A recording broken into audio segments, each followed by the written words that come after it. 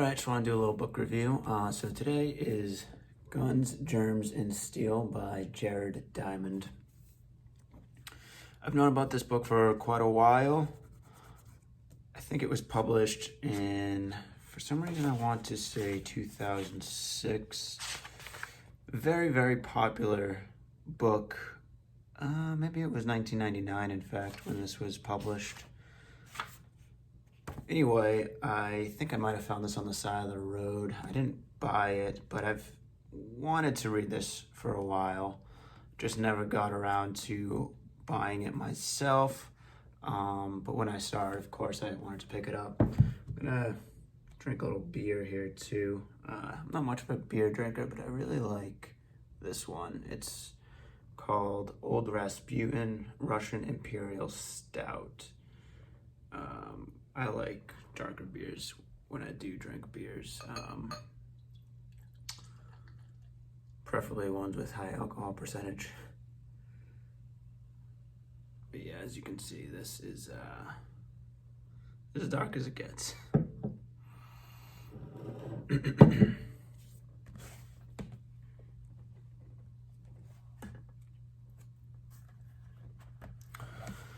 So overall, this book is quite readable. It's not too long, 400 and so pages. I think my version has kind of an epilogue that he wrote. It might have been in 2003 for some reason, I want to say. Anyway, it's about 440 pages total. The pages aren't terribly dense. There's actually a lot of graphs and photos.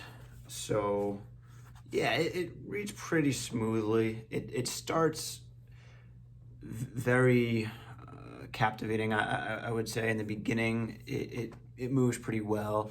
The questions that Jared Diamond poses to answer in this book are just so ambitious that I just find myself wanting to know what the answers are to these questions.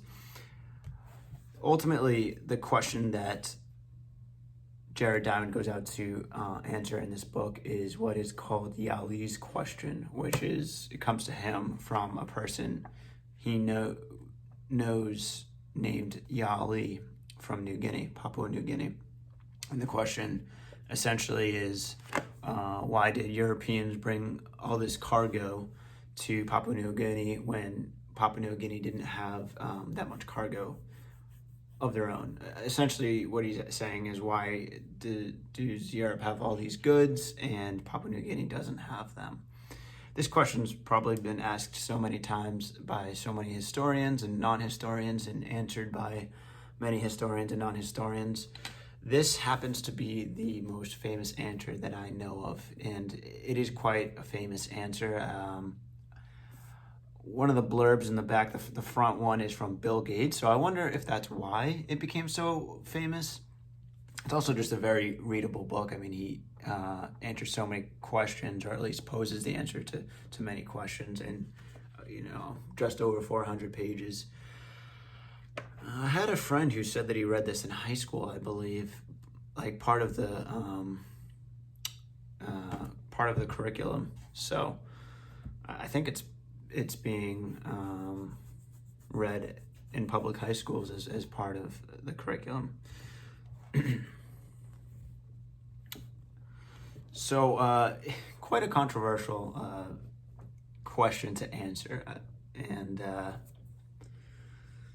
I guess we'll just get right into it. But Jared Diamond's answer, I would say, is not terribly, at least it could be far more controversial. It's been critiqued from every probably standpoint you can go to, and it's probably been over-critiqued just because it's so famous and so popular. But yeah, winner of the Pulitzer Prize said that. That'll do it. But his answer to why, basically to why some societies succeed over others is purely geographic. It's just a coincidence of where these societies happen to develop, and has nothing to do with differences in people, genetically, that is. Um, so one of the points that he starts off in this novel, not novel, in this work, to point out how some societies got a leg up. He starts on saying that all hunter-gatherer societies are the same in terms of advancement, technology, and so forth. Some areas happen to have more native domesticable crops. For instance, the Fertile Crescent, the Middle East is also what it's known as, China, parts of Mesoamerica, and some other crops were domesticated in some other parts of the world. For instance, Papua New Guinea, where he's an expert on, I think, developed the banana, which is obviously a hugely famous fruit that everybody eats. Not everybody, but...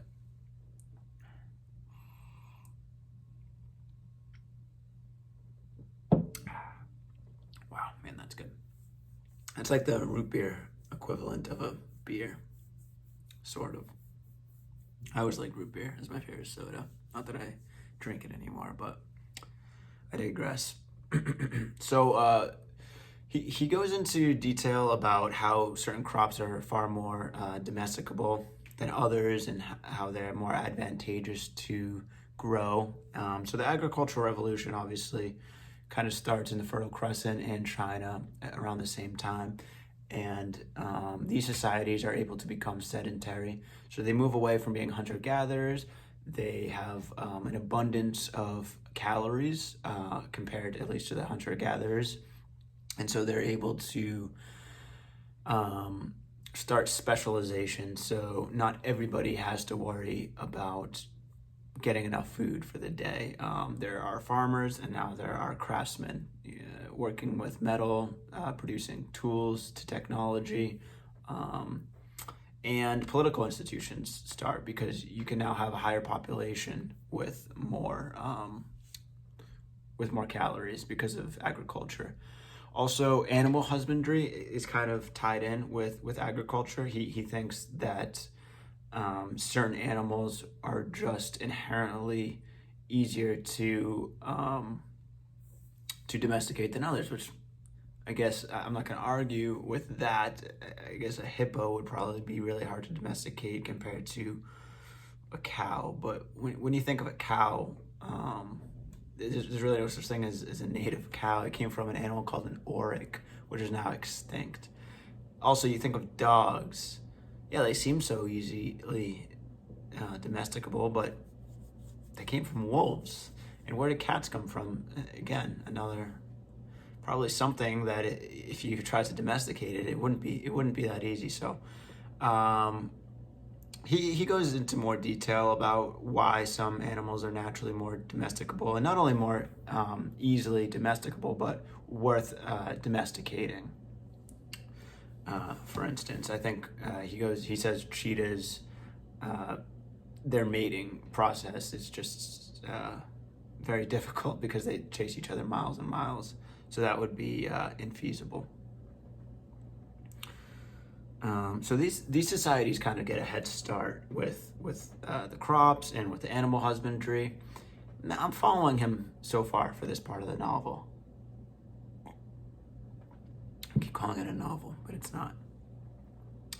So I'm following Diamond so far. Another advantage, you might say, that these societies get from agriculture and animal husbandry is immunity to certain diseases that come from animals, that later societies, when they're introduced to these diseases, haven't developed the immunities. So obviously when Europeans came into contact with Native Americans, one of the major killers was diseases. I've heard this critiqued a little bit, saying that many of the diseases that killed Native Americans were not diseases that came from animals. I don't know enough about that to credit or discredit that claim.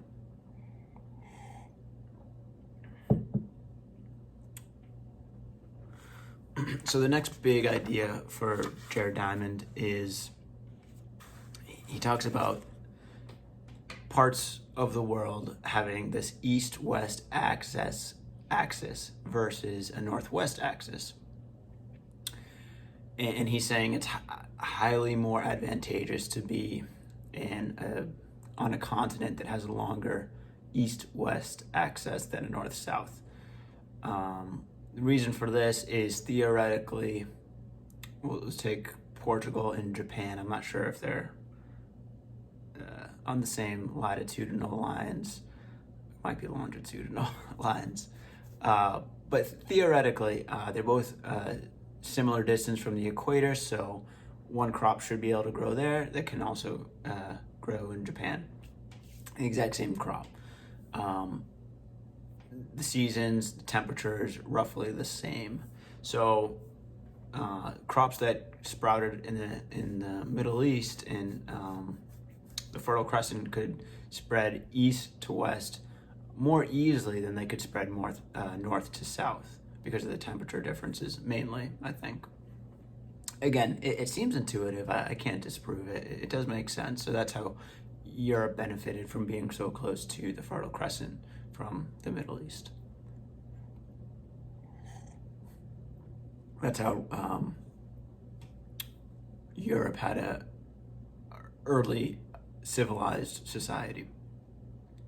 I'm not sure quite how early. Maybe it would predate the Roman era, I would say, at least by a little bit. I mean, obviously ancient Greece, and then I don't believe Rome was the first civilized society in Europe.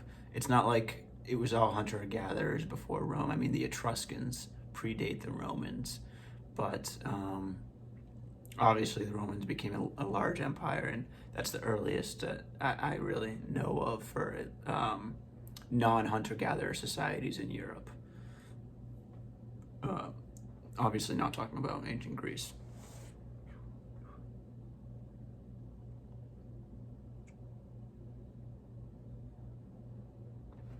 So he goes a little bit also into language as being extremely helpful for helping societies develop. Again, this seems very intuitive. I makes sense to me. I mean, language seems extremely helpful. Not only language, but writing.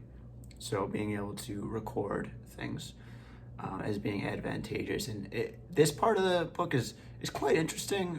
He just talks about the history of languages and how they've developed and how it really has only developed in a couple parts of the world, and most of the writing systems have been developed from just a select few.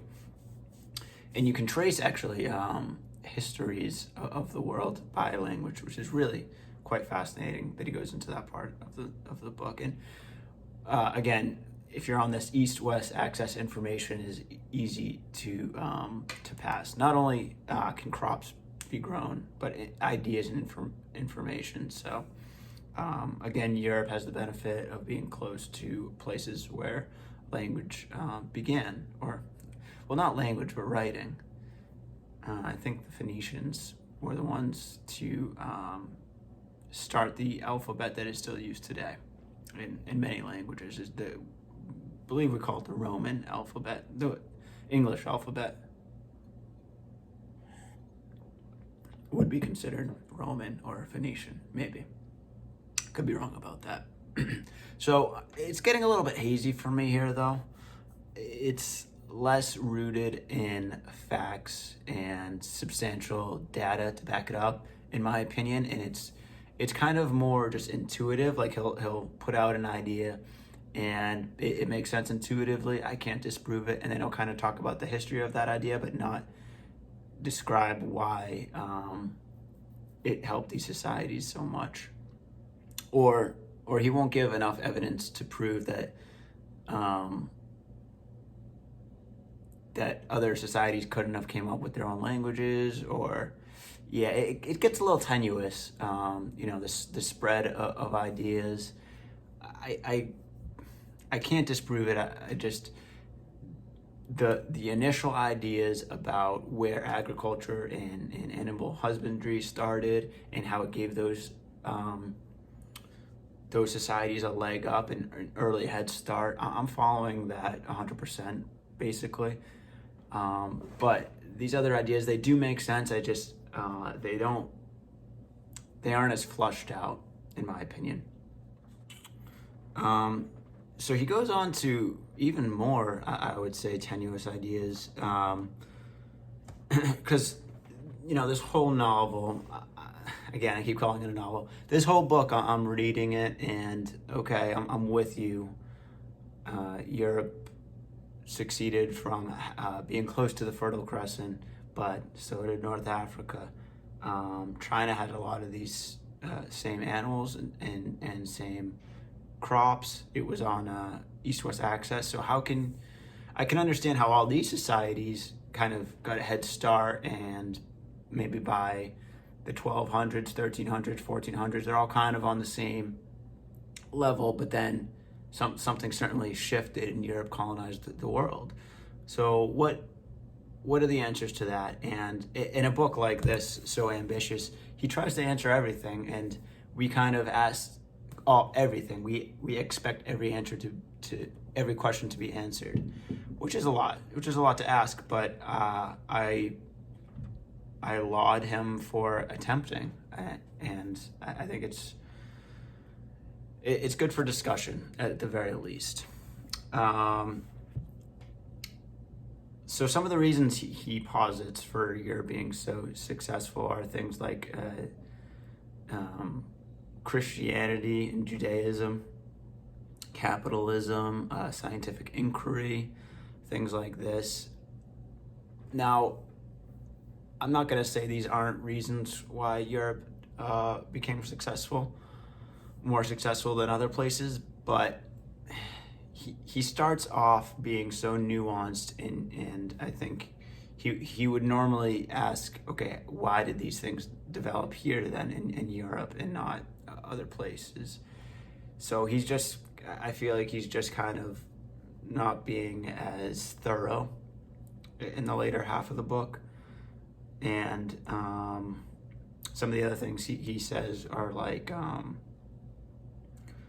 China, for instance. It's too much of a monopoly of a state. One of the examples I remember him giving is Christopher Columbus got turned down, I think it was by Italy, and then Portugal, and then in Spain twice maybe before he got approved to be funded to travel to the New World, which I don't know if he I think he thought he was going to India or something. But that trip, what he's saying is it wouldn't have happened in China because you would have been turned down once and you couldn't have then gone to a close neighboring country that was in a different political, and you couldn't go to a different sovereign nation that was just super close by. Again, I don't know if I'm buying all that. It makes sense intuitively, but I don't know if these things just kind of happen in a way. And if you just roll the dice, if you just rewind history, add a little bit of a different factors, I mean, these things could have just been different. They could have just happened different. And I don't know if these things can ever fully just be explained. I think one thing that people say is the reason why Europe was more successful than other countries, or maybe developed earlier than other countries, is colonialism. Well, the obvious critique of that is why was Europe able to colonize other countries at the time that they did? So already they had a head start. It wasn't that India, in Africa, and other, Siberia, it's not like these places were just as developed as Europe and Russia, and they just happened to lose wars. They were technologically overmatched by Europe already. So that's why Europe colonized Africa and India, because they could, essentially. I think if the roles were reversed, it's very likely that Africa would have colonized Europe. I think the Americas would have colonized Europe, or the Americas would have colonized Africa. China would have colonized Africa. China would have colonized Europe. It's just kind of part of the history of societies. And Diamond points out that other societies have colonized or conquered others. It hasn't just been Europe conquering the world. The Polynesian societies conquered one another. Within Africa, certain tribes dominated and conquered other tribes. So I don't think that it makes sense to say that Europe was uniquely evil in colonizing these other countries. The fact that they were already had a head start and were able to colonize other countries, and then the colonizing itself only probably was a catalyst for even more of a head start, because you're able to extract these resources from these countries that are very resource rich. And it's kind of like a snowball effect. It just grows faster and faster.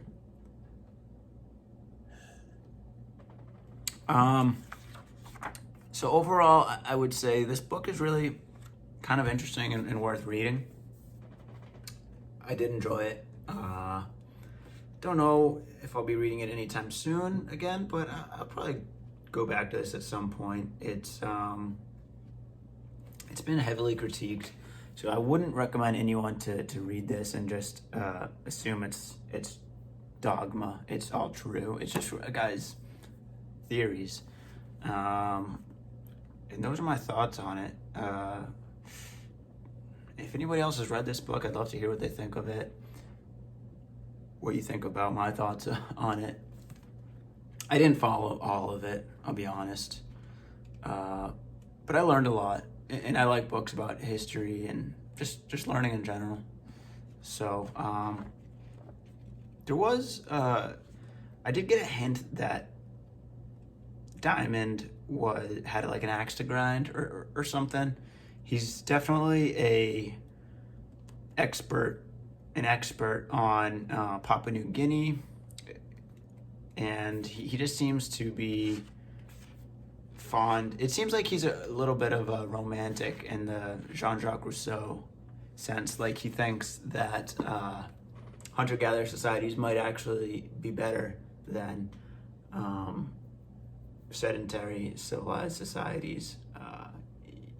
He does discuss that question explicitly at one point in the book, and he says flat out that he's not here to say which is better. But I'll read one little section here that I don't know.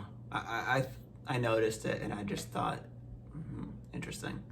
So he goes on the top of page 144.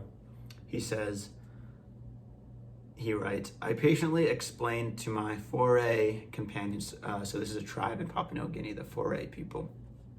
I patiently explained to my foray companions that I had read about some mushrooms being poisonous, that I had heard of even expert American mushroom collectors dying because of the difficulty of distinguishing safe from dangerous mushrooms, and that although we were all hungry, it just wasn't worth the risk.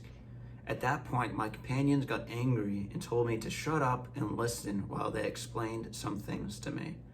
After I had been quizzing them for years about names of hundreds of trees and birds, how could I insult them by assuming they didn't have names for different mushrooms? Only Americans could be so stupid as to confuse poisonous mushrooms with safe ones. So maybe he's putting those words into the mouths of the foray people. I mean, I doubt it. Why would they say only Americans could be so stupid? That sounds something like is coming from the mind of Jared Diamond himself.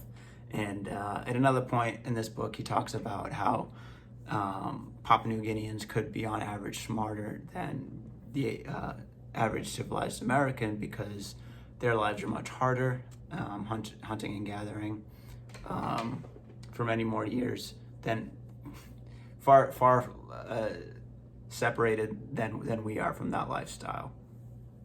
Also, we have things like TV today that we spend so much time on. But I mean, of course, many Americans can't tell a poisonous mushroom from an edible one, but you could just as easily say that a Papua New Guinean couldn't tell a certain computer program from another one. I mean, there's just so many. It's just a totally different. It's apples and oranges, different lives and everything. I don't think you can compare something like that. So it seems like he wants to romanticize these hunter-gatherers a little bit, in my mind.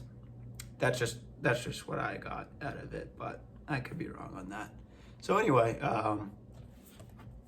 I did like the book though, and I recommend people to read it if you have an interest in subjects like this, the history of societies and kind of, why did certain societies develop faster than others.